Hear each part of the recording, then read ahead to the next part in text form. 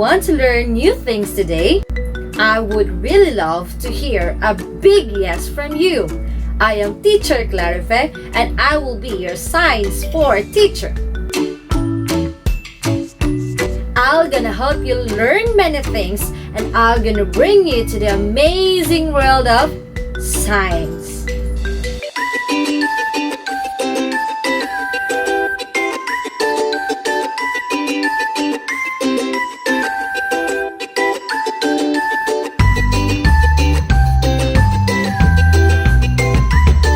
So are you ready? That's great. But before we go to the world of exploration, please check if you have the following materials.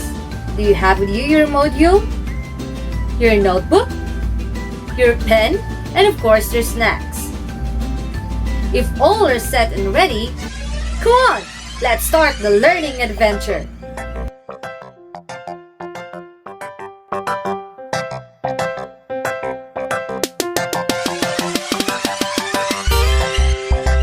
This instructional video is primarily made for you, learners, to continue learning despite this present situation. This video lesson will help you learn science facts and concepts, and also develop your positive attitude and values, and of course, your interest towards science. We will cover the lessons on classify materials based on the ability to absorb water, float, sink, and undergo decay. Specifically, you will learn to identify and describe the kind of materials that float and sink. Second, identify and describe the materials that undergo decay. Third, describe and classify materials based on the ability to absorb water. And lastly, you're gonna classify the materials that undergo decay. Every day, you use different kinds of materials, such as your books and school supplies, the food that you eat, the tools you use. All of them are made of different materials. Let us try to find out how well you know the properties of matter by answering the following questions.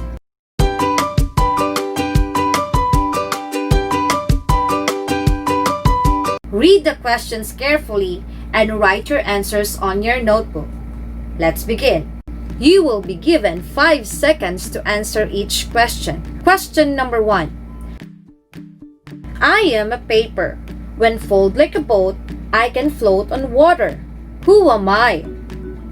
A. Boat. B. Paper boat. C. Plastic boat. And D. Styrofoam boat. Your timer starts now.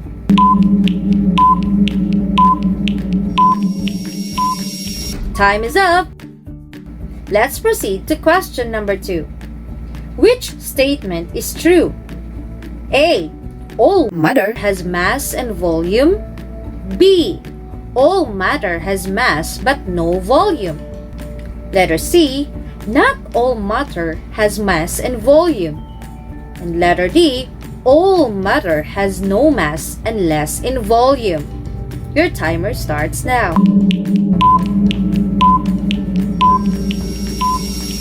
Time is up. Let's proceed to question number 3. Which objects will completely sink in water? A. Cork and wood. B. Egg and orange. C. Coins and pebbles. D. Fork and plastic toy. Your timer starts now.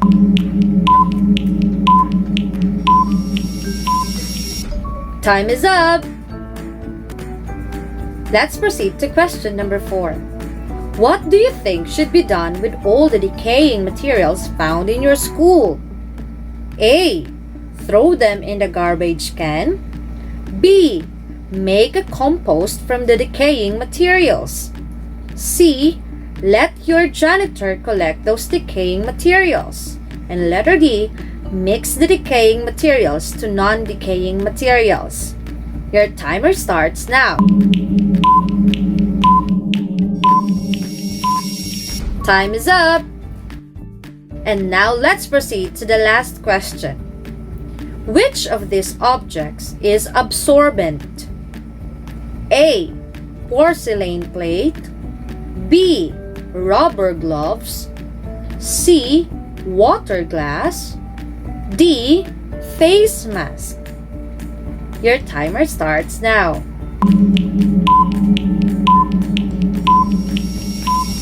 Time is up!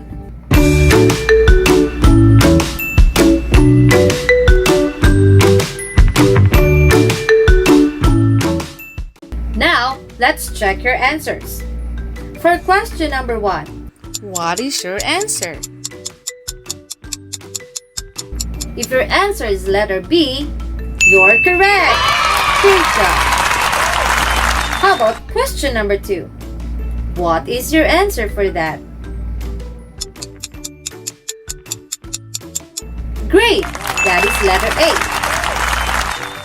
How about number 3? What is your answer? It's letter C. Exactly!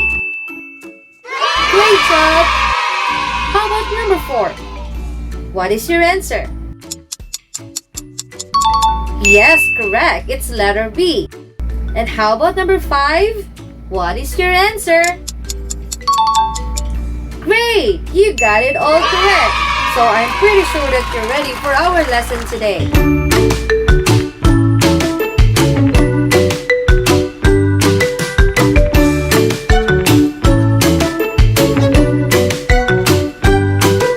I'm so happy that you got all the correct answer. Now, let's study this time. But before that, let us first have this riddle game. So are you excited? Let us tickle your mind by answering the puzzling questions to be solved by guessing the correct answer. Are you ready?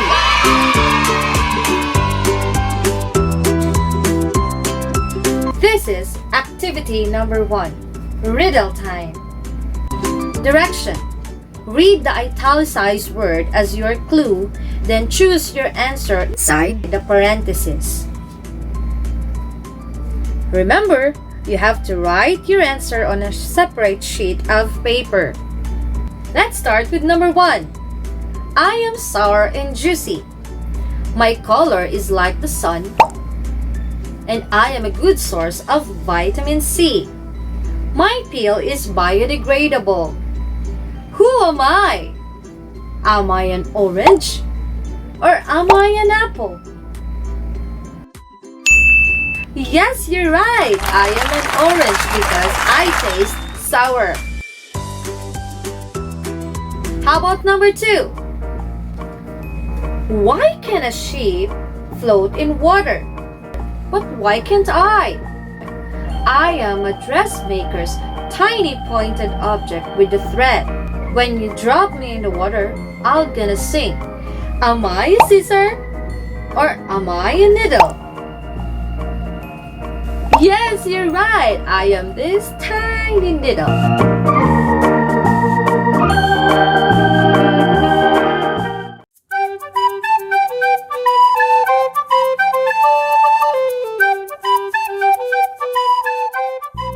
Great job, kids! You're doing great. I'm pretty sure that you also got all the correct answer. Is it a fun game? Yes, you're right. Did you have fun for that activity? Let's have another one. Activity number 2. It is called Word Bank. You're gonna arrange the jumbled letters correctly with the help of pictures and the meaning. Use a separate sheet of paper for your answer. This is the picture. And these are the jumbled letters. The meaning of this is to fall to the bottom of the water. What could be this word? Yes, you're right. This word is S-I-N-K. Sink. Great job. How about this picture? And these are the jumbled letters. The meaning of this is to stay on top. What could be this word? Yes, you're right.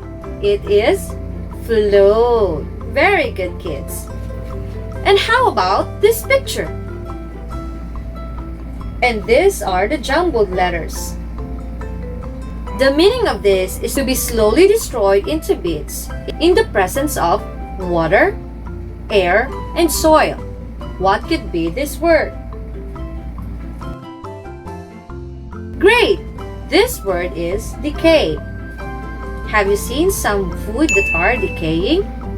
Or have you seen some decayed foods in your house? Do you understand the meaning of the word decay? I'm gonna give you an example. Like a banana. If you will not eat the banana and let that stay on your table for how many days, peel of the banana will turn into brown and it will start to decay. The other term for decay is rotten. That's another word for you to add up on your vocabulary. Now let's proceed to the last picture. This is the picture. And these are the jumbled letters. The meaning of this is to take in such as liquid in a natural or gradual way. What could be this word? Yes, this word is absorb. Great job, kids! These words are new words that can be added to your vocabulary, and later on you're gonna understand fully the lesson because you already identified the meaning of these words. These words are important words for our lesson today.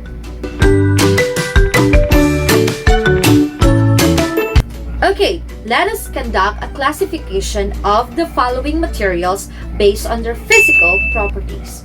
What do you mean by physical properties?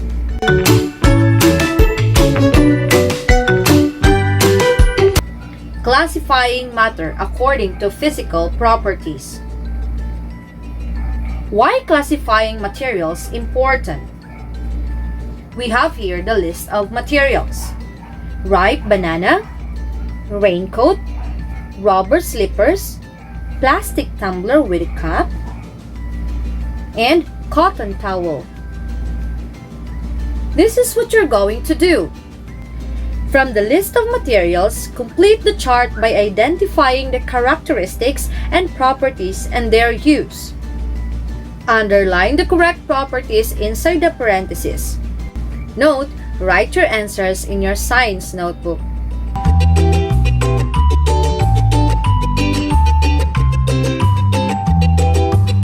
We have here in the table the materials, the properties, and the use of materials. Number 1. Raincoat. Is it plastic or cloth? It is used to wear when it rains in order to stay dry. What would be your answer? Number 2. Rubber slippers. Is it rubber or fabric? Its use is footwear. Plastic tumbler with cap. Is it plastic or wooden? Use of the material, container for the liquid like juice or water. Number 4. Cotton towel. What is its property? Cotton or plastic? Use of the material, wiping purposes. Number 5. Ripe banana. What is its property? Ripe or unripe? Use of the material, food.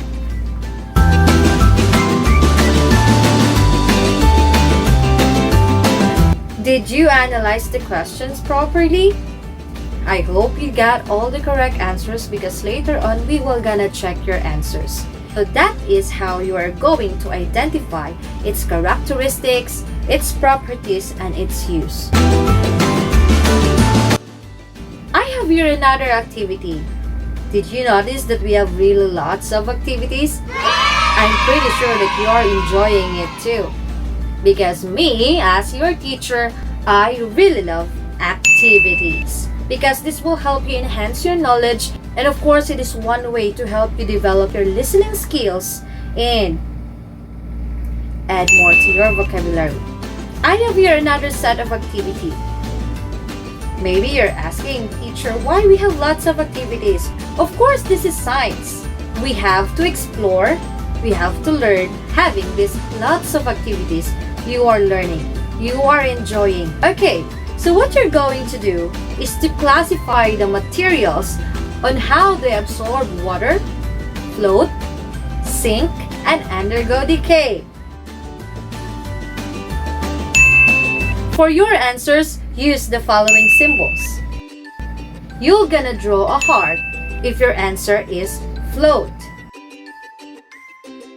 You're gonna draw a square or a box if your answer is sink.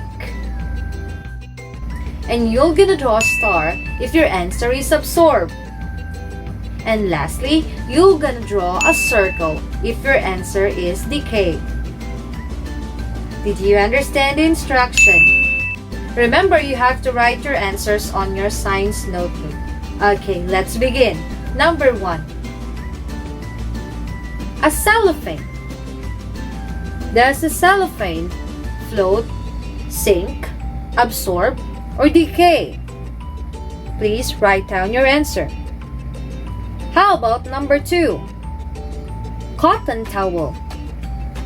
Does a cotton towel float, sink, absorb, or decay? Number 3. Ripe avocado. Write down your answer.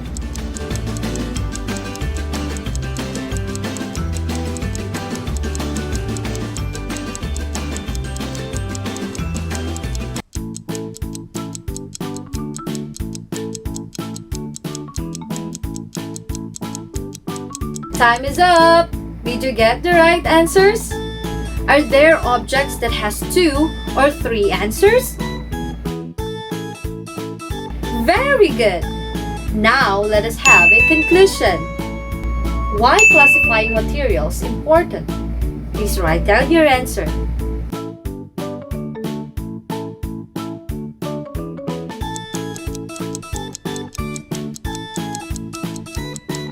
Good job! You have done classifying the absorbent and non-absorbent materials. Now let us know more about absorbency of water. This is a picture showing absorbency of water. What do you think is this picture? Yes, you're right. This is a sponge. There are different materials in our environment that can be classified according to their observable properties. Materials can be classified based on their ability to absorb water. Absorbent materials are normally seen in the object with a lot of holes that allow liquid to get inside the materials and occupy the spaces in it, just like the sponge. As you look at the sponge, you will notice that there are lots of holes in it. Some materials can absorb water more than like others, like cotton sponge, cloth, paper, and foam. So these are the examples of absorbent materials. These are the materials that do not allow air or liquid to pass through. Examples of this are plastic bottle, rubber gloves, glass, and porcelain plates. Now that you know how materials absorb and do not absorb water, here is another way to classify materials by grouping them based on the ability to float and sink.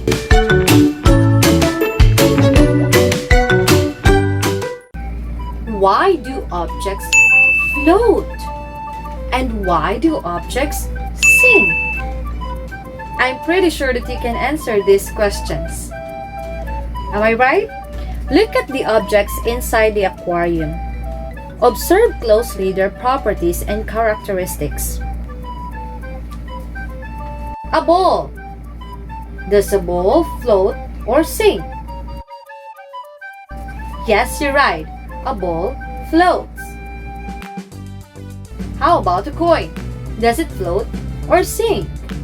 What is your answer? Yes, you're right. A coin sinks. What did you find out? What materials floated? What materials that sank? Great job, kids! Now do you know what makes objects float or sink? Let us find out what makes objects float or sink. Objects that tightly packed molecules are more dense than those where the molecules are spread out. Density plays a part in why some things float and some sink.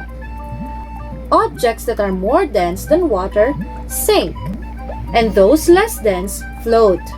When an object floats, it pushes water out of the way, and it is called displacement.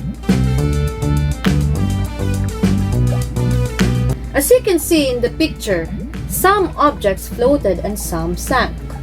Do you know the similarities and differences in the characteristics of the materials that you think affect floating or sinking? Now, let us know its differences and similarities. Materials made of plastic float. Materials made of glass sink. Materials made of rubber float. Materials made of metal sink. Materials made of wood float. And the materials made of cement sink. But why some fruits float and some sink? Some fruits are less dense than water or light enough to float. Some fruits look big, float, and others sink. One of the biggest factors here is the density. Sink means to fall at the bottom of the water. To sink is to make or allow something to become thoroughly wet by settling it at the bottom of a container with a liquid. To float is to move on or near the surface of a liquid such as water without sinking. Some things float on top of water, and some things stay submerged partway down, and some things sink. Some things sink very fast, and some things sink very slowly. An object's shape can affect its ability to float, but some materials float no matter what their shape, such as styrofoam and balsa wood. Some things float at first, but then sink as they absorb water or take water on through holes. Wow, amazing! You're so good! You have learned a lot about floating and sinking. Most of the places you go have some forms of waste segregation. What is this waste segregation? Have you tried segregating your waste as biodegradable or non-biodegradable? Let's learn about this. Materials that undergo decay are biodegradable. Some biodegradable materials decay very fast. This include fruit peelings, seeds, stems of fruits, and vegetables. Materials that do not decay are non-biodegradable or will take a long period of time to decompose with the help of Mother Nature. Examples of non-biodegradable materials are bottles, plastics, porcelain, glass, and rubber. So that is all about the materials that undergo decay. Now, do you understand what are biodegradable and non-biodegradable materials? If you do, you're such an amazing kid. Now, let's have a short recap of our lesson. What was the first thing that we had discussed? Yes, you're right. It's about the ability of the materials to absorb water. And what's next to that? Yes, the ability of the materials that sinks or float. And lastly, we learned about the materials that undergo decay. Great job, kids! I'm pretty sure that you can answer all the activities on your modules correctly. Now let us remember these things. Learning science is very important because everything that you can see around you are all part of science. Do you believe that? From the air that you breathe and from the food that you eat, those are all parts of science. You will learn many things and you will continue learning if you keep on studying. if you keep on exploring. That's science. This is Teacher Clarifes saying thank you and goodbye. See you again for our next lesson.